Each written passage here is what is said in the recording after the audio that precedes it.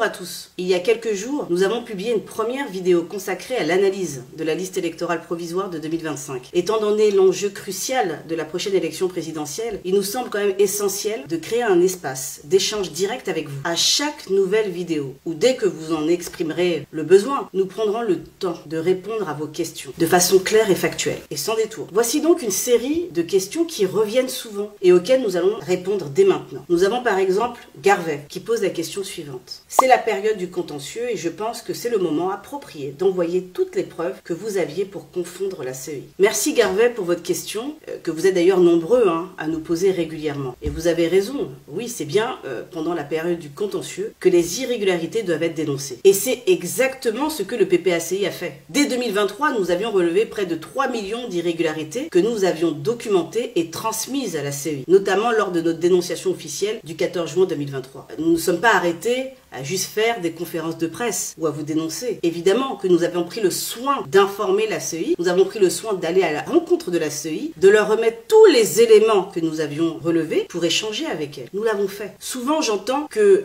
le PPACI parle beaucoup, mais pourquoi ne fait-il pas des réclamations? Nous l'avons fait. Et la CEI ne pourra jamais contester cela, et d'ailleurs elle ne le fait pas. Elle laisse évidemment, ces partisans qui s'assimilent à ceux du RHDP prétendent le contraire, mais elle le sait, nous l'avons bien fait, et cela dès 2023. Et malgré cela, la CEI n'a rien fait. Elle a laissé toutes ces irrégularités intactes. Pire, en 2025, ces irrégularités ont doublé. Donc oui, nous avons dénoncé ces anomalies, et nous continuerons à les dénoncer, mais le vrai problème est ailleurs. La CEI refuse d'agir. Autre difficulté, même quand un citoyen veut faire une réclamation, il se heurte à un mur administratif. Prenons un exemple que vous pourrez comprendre. Imaginons que votre voisin est décédé, mais vous voyez son nom toujours inscrit sur la liste électorale. Vous voulez demander sa radiation?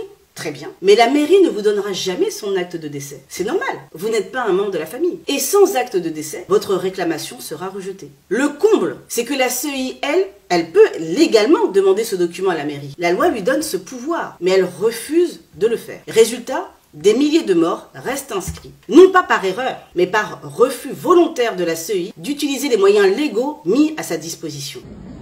Et puis, effectivement, il y avait beaucoup de personnes qui étaient mortes, qui sont mortes, effectivement, sur la liste électorale. Maintenant, pourquoi vous cherchez une preuve? Comment? Pourquoi vous cherchez une preuve?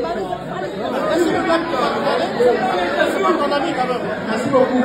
Pire encore, la CEI exige que les citoyens fournissent des preuves que seule l'administration détient tout en refusant d'ouvrir un audit indépendant de son propre fichier. C'est donc un double verrou. On empêche les citoyens d'agir et on refuse de faire le travail que la loi impose. Voilà comment on fabrique un fichier électoral suspect, non fiable et dangereux pour la démocratie. Deuxième question qui nous est posée, pourquoi dit-on que la CEI ne respecte pas l'article 7 du Code électoral? Est-il facultatif ou obligatoire? Alors commençons par le commencement. Que dit exactement l'article 7 du Code électoral? Il précise que la liste électorale doit contenir les éléments suivants, et qui figurent dans le Code électoral. La liste électorale contient les éléments d'identification des électeurs, à savoir le numéro d'ordre, le numéro d'enregistrement unique, nom et prénom, date et lieu de naissance, sexe, profession, domicile, nom et prénom du père, date et lieu de naissance du père, nom et prénom de la mère, date et lieu de naissance de la mère, photo d'identité et enfin empreinte digitale de tous les doigts en code barre. Où est-ce qu'il est écrit que ces informations sont facultatives? Nulle part. Cet article est clair, précis et impératif. Il ne s'agit pas d'une liste à la carte où l'on coche ce qui nous arrange. Tous ces éléments sont obligatoires. Et si par absurdité, on considère que tout cela est optionnel, alors allons jusqu'au bout. Autant faire une liste électorale, son nom, son prénom, sans photo et sans empreinte. Autrement dit, une liste fantôme. Soyons un peu sérieux. Le problème, c'est que la CEI n'a pas respecté cette obligation. Et au lieu d'assumer, elle cherche à détourner l'attention avec des cas exceptionnels. Des enfants nés sous X, des personnes sans doigts ou des citoyens sans profession. Mais il ne faut pas se laisser berner. Ces cas sont marginaux et encadrés par la loi. Ce qui est en cause ici, c'est une faille généralisée et la décision délibérée d'enrôler massivement, sans vérification, sans recoupement, sans exigence de rigueur. La loi n'est pas une option. Elle est la garantie de la transparence et donc de la souveraineté populaire. Et c'est cela que la CEI est censée protéger, pas contourner.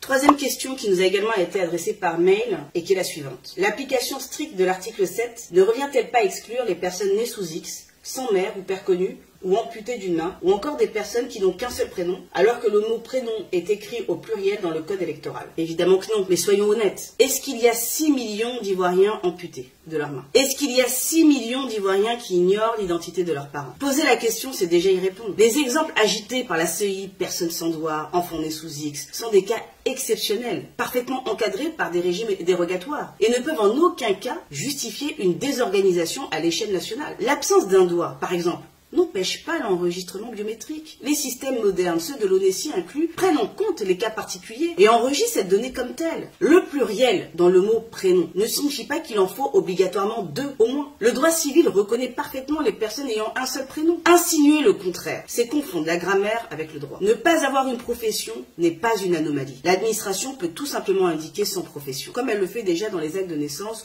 ou les bases d'état civil. Quant aux enfants sans père connu ou nés sous X, ce sont des situations rarissimes et encadrées légalement. Ils ne représentent certainement pas plusieurs millions de cas. En réalité, la CEI brandit quelques exceptions marginales pour tenter de masquer un dysfonctionnement massif et généralisé. Ce n'est pas de compassion qu'il est ici question, mais d'une absence totale de rigueur et de contrôle dans l'établissement de la liste électorale. Ce que la loi exige, ce n'est pas la perfection absolue, non, mais la transparence et le respect du droit. Et il faut le dire clairement, ce débat n'est pas simplement administratif ou technique. Il est profondément politique. Car ce qui est en jeu ici, c'est le droit du peuple ivoirien à une élection crédible, juste et conforme à la Constitution. Voyons maintenant la 4e question qui nous est souvent revenue. Pour s'enrôler, on peut utiliser la nouvelle CNI ou un certificat de nationalité. La CNI ne contient pas la filiation. Est-ce vraiment la faute de la CEI si le fichier est incomplet? Oui, c'est bien de la responsabilité de la CEI. Comme nous l'avons déjà rappelé, l'article 4 de la loi du 9 octobre 2001 donne à la CEI le pouvoir explicite de solliciter toutes les informations utiles auprès de toutes les administrations du pays. Autrement dit, elle avait l'entière capacité et l'obligation d'obtenir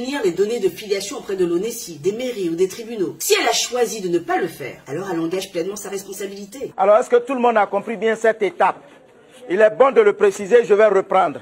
Alors, quand le requérant arrive, en principe, je vous explique, quand le requérant vient avec sa carte nationale d'identité, nouvelle formule, le nom des pères et mères ne sont pas inscrits au dos. Donc, on demande au requérant d'envoyer l'extrait de naissance où sont mentionnés les noms de ses pères et mères. Et nous vérifions et nous remettons à l'agent formulaire qui va se charger de remplir le formulaire. Il n'est pas obligatoire d'avoir un extrait d'acte de naissance pour se faire enrôler. L'extrait d'acte de naissance ne fait pas partie des pièces pour se faire enrôler.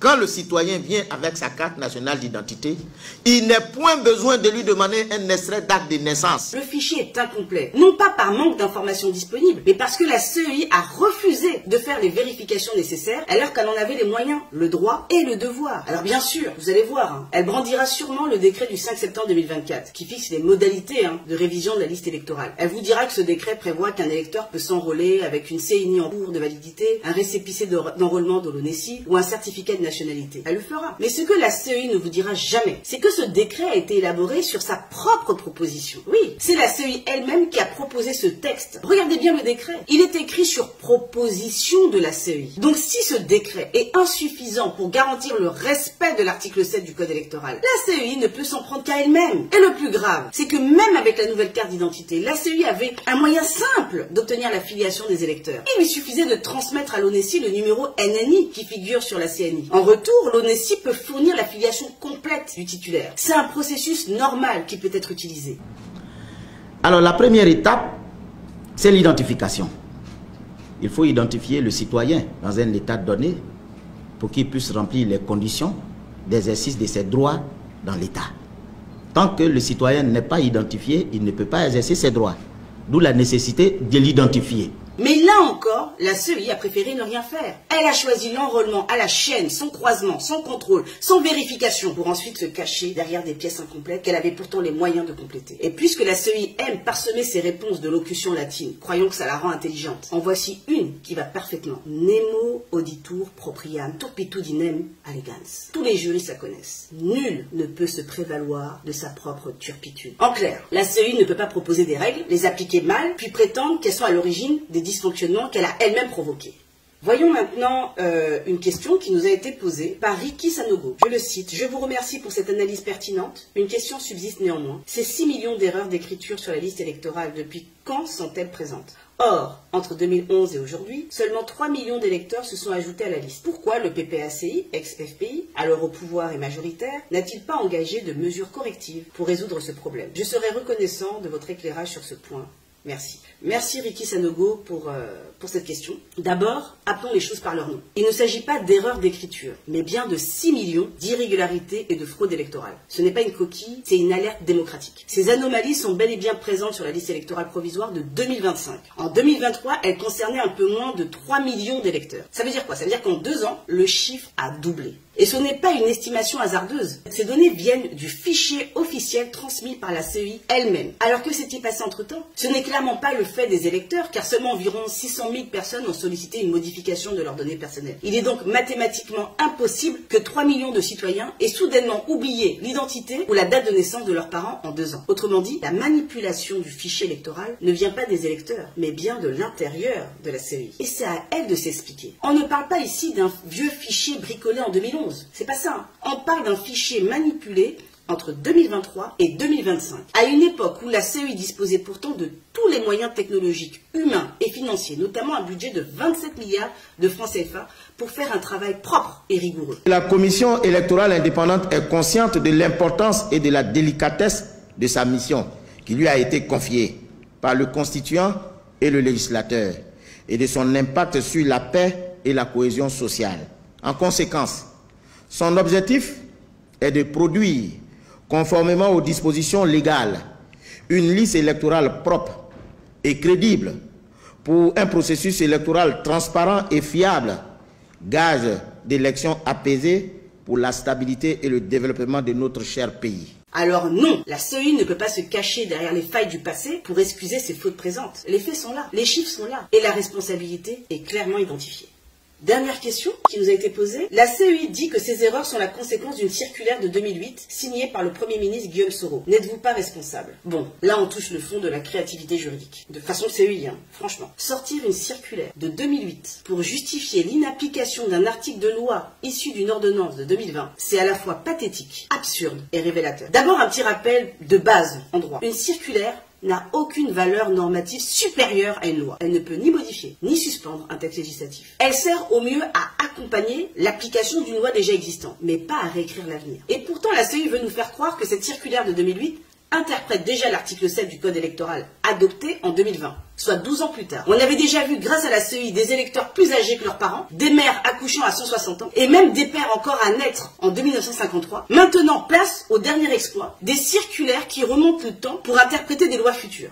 Soyons sérieux. L'article 7 du Code électoral, dans sa version actuelle, est clair, impératif et issu d'une ordonnance du 8 avril 2020. Rien dans le droit ni dans la logique ne permet de justifier son inapplication par une circulaire antérieure à l'ordonnance de 2020. Rien. C'est une tentative de diversion et elle est aussi maladroite que grossière. La vérité, c'est que la CEI cherche désespérément à justifier l'injustifiable. Un fichier électoral truffé d'anomalies, d'usurpations, de doublons, de morts et de miracles biologiques. Et ce qui est plus grave encore, c'est qu'elle tente de maquiller ses manquements en fabriquant elle-même de fausses explications via son site Alert Fake News, qui semble devenu, ironie du sort, un vrai générateur de fake news. CEF, de son côté, reste du côté du droit, des faits et du peuple, et appelle tous les citoyens à rester vigilants, pacifiques, mais fermement mobilisés pour exiger ce qui leur revient. Une liste électorale crédible, conforme et digne d'un état de droit. Voilà, vous avez été nombreux à poser des questions, à chercher à comprendre, à demander des clarifications, et c'est une excellente chose, car la démocratie, c'est aussi cela, comprendre pour pouvoir choisir, s'informer pour pouvoir agir. Nous espérons que ces réponses vous auront permis d'y voir plus clair, et surtout de mesurer l'enjeu immense que représente l'assainissement de notre liste électorale. Ce combat n'est pas celui d'un parti politique, c'est celui de tous les citoyens